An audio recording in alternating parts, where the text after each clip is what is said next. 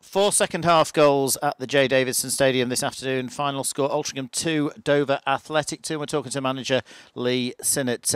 Lee, a strange game really, because 0-0 at half-time and very, very few chances in the first half. And really neither keeper's had a save to make, but there's been 4 goals. Are you going home tonight on that long journey back to Hull thinking that was a point won? You've got to say, because of the position that we found ourselves in going into injury time, obviously 2-1 down. You're thinking a little bit that way when we went 1-0 down as well. I mean, strange game like you pointed out. I thought 2 deflected goals against 2 very, very good finishes, full stop. But at the end of the day, I've got to say, yeah, it's a point gained. But I could flip the coin and say, you know, maybe halfway through the first half, you know, thinking how the result would pan out, that, you know, it was a couple of points lost. But, you know, full credit to Dover. I mean, they have their system, you know, the players know the system, they work the system. They've took points off some good teams as well. You know, they're a difficult nut to crack, which proved today. But although we had a lot of the ball, I thought we had the lion's share in the first half, and I thought we had, you know, more of the ball in the second half, although it wasn't as big a share as the first half. I just didn't think we did enough with it in the final third. And but you're going to get days like that. Yeah, we played some nice stuff in the first half, and quite a patient game we played. Yet when we perhaps needed to turn the tempo up, we struggled to do that. Oh, I would say so. Yeah. We had plenty. I mean, when the boys came in at half time, I split it into 3 areas. I mean, our final third, we've got to stay vigilant, because although we'd had the lion's share in the first half, it only takes one breakaway and you find yourself 1-0 down, and then, you know, against a team that's set up in a particular way, that they're going to even be more difficult to crack, aren't they? I thought in the middle third that we had to exercise our passing quicker, which meant our movements had to be quicker to receive the ball. And I thought in the final third, their defensive third, I just thought we needed more penetration, and we only did that in fleeting glimpses in the first half. But in saying that, you know, I thought the game opened up a bit more in the second half, and you know, it came a little bit more our way. But you know, you've got to look at it at the end of the day that, you know, we've saved a point, because obviously scoring with 30 seconds to go, and it's not the first time we've done it as well. So it's a strange one, Flenny. You know, you got your 2 hands out like at scales, and you're weighing up, you know, the result in its entirety. So you know, to be fair, you know, they kept going, and you know, they got a point out of it. And I think is that 4, or is it about 4 times in the last 6 games that we've had to come from behind? You know, so it's showing character. You know, we are growing. We're not going to be as fluent. You know, we're not going to be maybe as pleasing on the eye every game, because that never happens, does it? But at least they showed character, and at least they kept going. You know, so you know, pleased with them. And fair play to Dover and Chris Kinnear. They've done their homework on us. They closed us down very, very well in the first, certainly in the first half, and they made it quite difficult for us to create opportunities. Well, I'll go back to the point what I said, Flenny, you know, at half time when I put it down to the 3 thirds. And if you move the ball slowly, and if you move yourself slowly in the middle third, yeah, you will be closed down. But if you move the ball around, there was a couple of times when we did, and the creaks were starting to show, but we didn't take advantage of them. So yeah, for me, it was down to our movement of the ball, you know, which is imperative against a team that was more or less set up at times. It's like a 5-3-2, isn't it? You know, so you've got to be quick. You've got to be fluid with your passing. That, you know, and when we play at our best, yeah, that's what we are, as you've seen. The opening goal was a real killer from our point of view. Poor old Sean Densmore, he's got a good block in, and it's just spooned over. It was agonising for Dave Parton. Well, yeah, I mean, I thought Dave did well in the first half. I thought his handling was very good. His kicking was good. I mean, the 2 goals. I mean, the second goal was going wide and it's deflected in. So, okay, you get those in a season. It's annoying. It's frustrating. You want to, you want to kick the bench and stuff like that.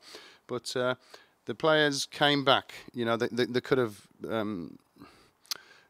Not shied away, but like floated away, you know what I mean, by going behind twice. You know, we got ourselves back into the game with a great strike by Ryan, and then to do the same, you know, I thought they came back, you know, twice really well. But that's what I was saying at half time again. I revert back to him. We've got to be vigilant. Now we can say, right, we're unlucky with the deflections, but how's he got into that position? Should he have got into that position to get the shot off? But that's that's. Is it nitpicking? Well, managers are there to nitpick, aren't they? I think over the 90 minutes, we've had other games where we've had to do a lot more defending than we have done today. But you've just got to be vigilant, Flinny. And they've got half in a couple of times, and then the deflection has done the other half, and that's that's undone us. So, but like I said, I've come back to it 3 times now. Yeah, they showed character to get back in the game. The first goal, 2 of the substitutes combining. Great work by Jake Molk and a wonderful strike by Ryan Crowther. 1 or 2 people have said, was it a cross, was it a shot? Well, he certainly hit it with a ferocious effort, and it's a wonderful, wonderful goal to watch. Yeah, we didn't have a bad view of it, actually. I wouldn't say we're directly in line with it. I mean, if I was Ryan, I'd be saying I meant it all day long, because it's an absolutely beautiful strike, the way it's bent. It started off straight, but then bent. Was it one of those where he's going to... he's playing the odds? Is it a fired low one across to the far post? So if it does go in, great. But if it doesn't, is somebody going to slide in? But it's a wonderful connection.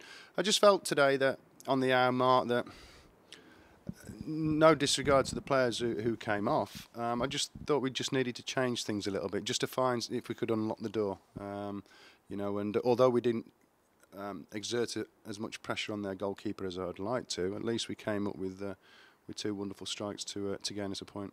It was a bit frustrating. We went into 3 added minutes, and of course there was an injury just before then, probably when the referee's already made his mind up how many minutes there were going to be. I certainly thought there should have been more than 3, and he may well have played. Well, he didn't actually. He played exactly 3, but it really did look dead and buried. And then out of the blue, James Lawrie's picked it up in a pocket of space, and again, as he's done a few times this season, wonderful strike. Yeah. Drives me around the twist. He knows he does, James. I've known him many years, and I'm a great believer in his ability. And we had a few quiet words, let's say, at half time, because I thought he could have shot in the first half. When it came out to him, first thought, bang, hit it. No, he didn't hit it, and then he didn't show the conviction, I think, to get past the final defender, and it fizzled out. Well, with 30 seconds to go, he knew exactly what he was going to do when it was coming to him, and that's why I'll keep digging him out. Because I know what he's capable of. I mean, he's done it against Mac, hasn't he, with a wonderful strike, and it's a wonderful strike today to rescue a point for us. So we're into the very busy Christmas period now, playing Chester twice over the Christmas and New Year period, Nuneaton in between, and then we're off to Eastleigh. It's a busy time for the players. Very much so. I mean, if you're playing 4 games in 10 days, maybe the workload will change, obviously, because it's the festive period. But 4 games in 10 days, you're talking 2 games in 72 hours. It's going to be a big ask. We're going to have to rely on the squad. We will have to look at injecting fresh energy, because if you're looking at especially the first 2 games, Flinny, I mean, 72 hours is not long at all, is it?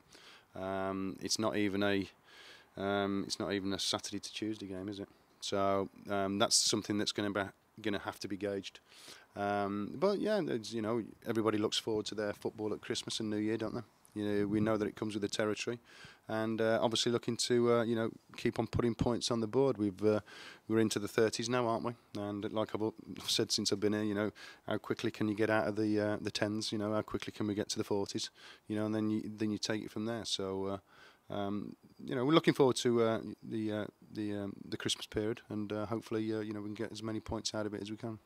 And overall, we're going into it in good shape. We've put in some good performances in recent times. Well, yeah, my answer to that is first game of the season away at Aldershot. Are we a better team now than Aldershot? Yes, we are. We're growing, we're maturing, we're putting those bricks that I'm always on about on the wall. There's plenty of work left to do, of course there is.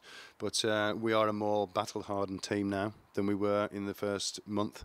We have more about us, and I think results have panned that out. Now, the itch that we can't scratch at the moment is maybe taking maximum, not maybe, he's taking maximum points out of teams in the lower half, but that will change. You do go through cycles. So it's about us believing in what we're doing, and they all do. They're a great set of lads. They're a great squad. They're a joy to work with, and it's great for me to watch them. I've got to find the right word here, because some elder players and some younger players. So I wouldn't say blossoming or maturing, growing. That's the best way. It's great to see, the way they've grown since the first game of the season to where we stand now. But you know what I'm like, Flinny. There's a load more work to do. There's a lot more work to do, and a lot more to see what we're capable of. And I just revert back to what I said before the start of the season, that we'd roll the dice and see how far it takes us. And I want to see how far it'll take us, to be honest, because I've nailed my colours to the mast with this squad. I could have gone down the road at the end of last season, and I called it, somebody else has called it that, but called it evolution rather than revolution. I've stuck the colours to the mast with that, and I want to see how far these players are capable of going.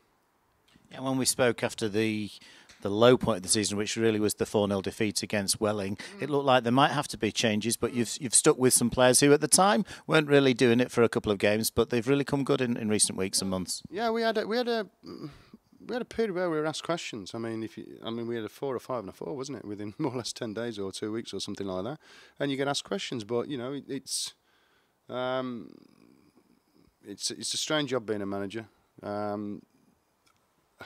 I don't think anybody can accuse me of not being loyal. I can't play all 18 players at the same time. You can only put 11 out. But I don't think people can accuse me of being, disloyal.